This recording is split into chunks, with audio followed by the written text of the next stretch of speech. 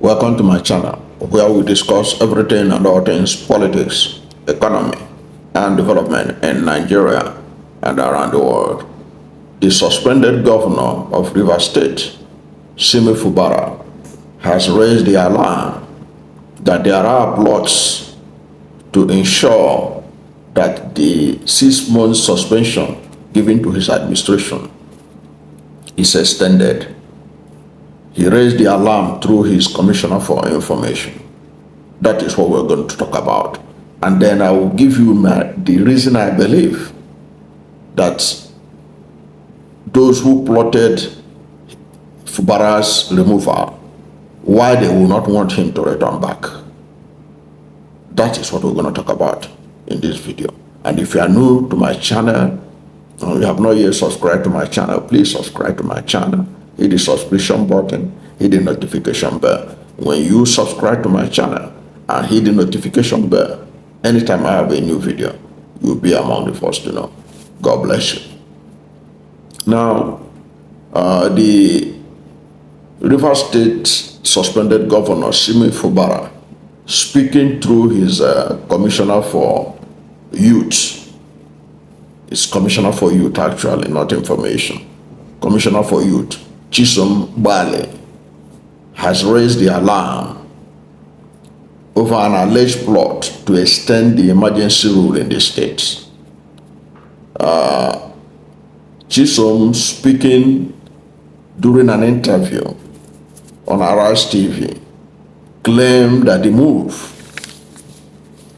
is being orchestrated to destabilize the current administration in the state so that it doesn't return.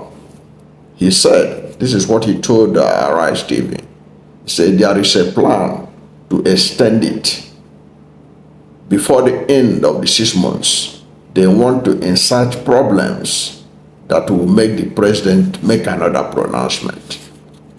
Of course, you know, if there is any pronouncement, it calls for the end of the administration, he said. He also made reference to the sole administrator's plan to create a new budget in Rivers State. And he said, in politics, there is what we call body language. You will see that if you study the body language, that is the plan, where they set aside the subsisting projects wanting to design a budget. But you know someone that was sent to establish peace even wants to install sole administrators at the local government level. He went on to insist that the whole plot is being orchestrated by the Minister of the Federal Capital Territory, Abuja, Nyesom Wike. That is the end of the story. That they are planning. Nyesom Wike, he said he was talking about Nyesom Wike, but Nyesom Wike is not alone in wanting that emergency to be extended. He wouldn't be the only one that will benefit. Even President Bola Ahmed Tinubu will want it to be like that for political reasons. You know that already President Bola Ahmed Tinubu is struggling to be able to, to get favorable outcome in the 2027 election. The North that was responsible for his coming to power in 2023 are literally fed up with him. Don't forget that even when he won the last time, won in quote, he didn't win Lagos, he didn't win Kano, and he could not even, there's a controversy over his winning Rivers State. Because Rivers State, according to independent tabulation of the result by BBC and Premium Times, it was won by Peter Obi of the Labour Party. But INEC Magic gave it to Tinubu. Okay, so he struggled in the last election. And now his performance and the suffering in the land has made it very difficult for Tinubu to be able to win any free and fair election in Nigeria. So there is a need for him to hold on to Rivers State. Of course, Lagos, anything can happen in Lagos, but if there's a free and fair election in Lagos, you can't guarantee that Tinubu can get Lagos. Don't forget, in the last election, it was stated that Tinubu did not even get up to 25%. The DG, Director General of P2B Campaign Organization, stated it in a recent podcast that the information they got was that Tinubu couldn't get 25% in Lagos. So if they can hold down Rivers State, whereby there will be no democratic government controlled by the opposition in the next 2 years, that will serve their interest. How will it serve their interest? Let me tell you a little history about Rivers State. Since we returned to democracy in 1999, the Rivers State has been the cash cow of political campaign in Nigeria since 1999. That was why anybody who becomes governor of Rivers State ends up either contesting for president or being a kingmaker in making the next president. If you recall, Dr. Peter Odele, who became the governor in 1999, he was so powerful. Why was he so powerful? Because Rivers State is awash with cash. Rivers State is awash with cash. He has so much money to play around at the center and at the state. So he was able to make a lot of influence to the level that it remains just a small thing for him to have been the successor to President Olusegun Obasanjo.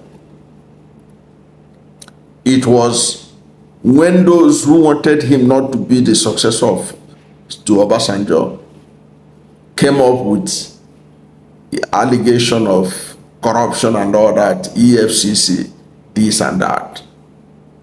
That was why Obasanjo abandoned him. He was on the verge of being the successor. Why was it possible? Because he was able to play the financial end of politics in Nigeria, which is the main process of getting whatever you want in Nigerian politics. Now, after, you see that after Odele finished 8 years and was the most powerful governor in Nigeria at his time, enter Chibika Amechi. Amechi became using his influence and the financial resources of Rivers State, he became also very powerful, very prominent. When he had a fallout with President Goodluck Jonathan, he had enough resources to fight the federal government. And that was why it was believed that Amechi played a key role financially in using Buhari, funding Buhari's campaign and everything to ensure that Jonathan was defeated in 2015 election. So you can see how powerful, how influential Rivers State is in determining the outcomes of national politics. So Amechi was instrumental in removing Jonathan from power, installing Buhari. And Amechi was also nursing presidential ambition. You could see that even in the APC primaries that was held, he came second to Tinubu, and Osinbajo, who was vice president, came a distant third.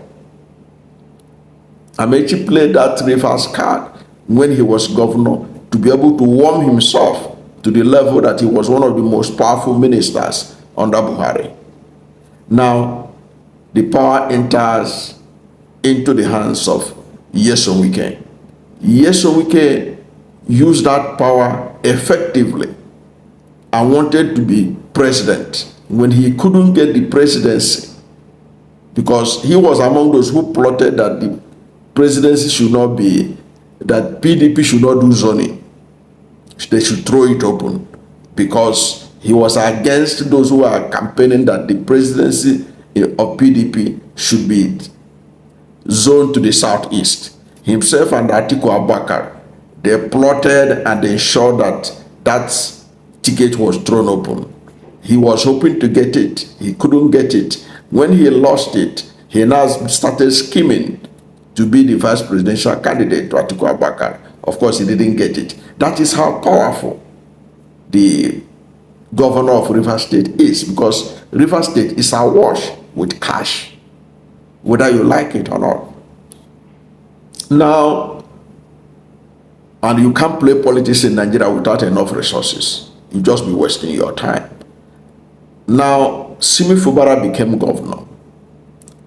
Simi Fubara is now governor, and Wike knows the power in that seat. That was why he was alarmed that the person he put at his surrogate was not playing according to how he wanted him to play. And then the rest is history. The governor has been suspended, and Tinubu was happy to do that. You could see the speech he made declaring the state of emergency. He heaped all the blames on Fubara. Now, what they want to do, that's this I'm telling you from purely political analysis of what is unfolding now. What is playing out is this. President Bola Ahmed Tinubu and the minister, they want to lock down Rivers State.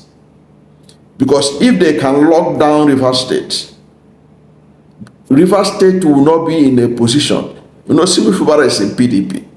If Simi Fubara is allowed to return, Simi Fubara will be in a position to fund the opposition in the coming election. And that is the last thing Bola Ahmed Tinubu and Nyesom Wike want. To see Fubara return and be in a position to fund the coalition that is about to emerge. So they want to make sure that they will like a situation where he doesn't return. If he doesn't return, it means that the funds of Rivers will not be able to be extended to the opposition. The way Rotimi Amechi was able to use the resources of Rivers State to be among the key financiers of the opposition that led to the defeat of Jonathan. So if they can lock down Rivers and ensure that power is in the hands of Tinubu, because once he keep on up, he is the one that appointed the sole administrator. If this one doesn't perform well, he can remove him and bring another sole administrator. It means that Tinubu is virtually running Rivers State from Abuja, and he's been assisted in that running by his Minister of the Federal Capital Territory, Abuja. And that will starve the opposition a very big access to fund that they can use to challenge Tinubu in 2027. So that is a strategy they would like to maintain, that Fubara doesn't return. Because if he doesn't return, it means that Rivers will not be in a position to fund the opposition or make any contribution. Of course, Fubara is not known to be an ambitious person in terms of going to play national politics. But you can be sure that the way he has been pushed to the wall, he would like to be able to contribute to anything that will lead to the defeat of those who have humiliated him this much. He would like to do that, to help to upstage them. But that's going to be difficult if these people, their plot work. Remember the other day, Nyesom Wike openly said that he has two major tasks. His task is to make sure that the APC one River State and the Federal Capital Territory. That is the assignment he has been given. River State and FCT. Now, if that is the message that is ringing in the head of President Bola Ahmed Tinubu, that this is assignment that he has given Nyesom Wike, then you can be sure that the return of Fubara may be difficult.